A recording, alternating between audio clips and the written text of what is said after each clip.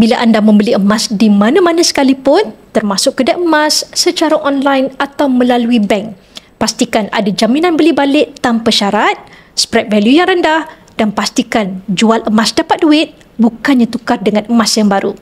Untuk pengetahuan anda, emas jenama Public Gold yang dijual semula di Public Gold mendapat harga yang terbaik dengan spread value serendah 6 hingga 9% sahaja. Dan jangan anda bandingkan emas fizikal yang wujud dalam pegangan dengan emas digital kerana jaminan kedua emas ini tidak sama. Mari kita buat perbandingan harga emas 999 jenama X dan emas 999 Public Gold yang dijual semula kepada Public Gold pada hari ini. Katakan berat emas 100 gram. Untuk emas jenama X, Public Gold membeli semula dengan harga RM404 per gram, bermakna dengan jumlah belian semula adalah RM40,400.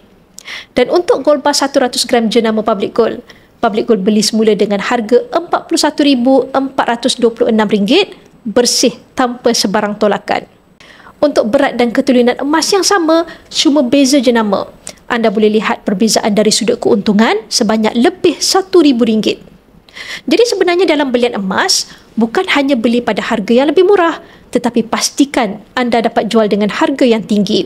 Bagi berminat untuk membuat belian emas Public Gold, sama ada belian gold bar secara terus atau EPP atau menabung di akaun Emascap, anda boleh rujuk pin video saya untuk 5 langkah daftar akaun Public Gold dan saya akan bimbing anda dalam langkah-langkah simpanan emas yang terbaik untuk anda.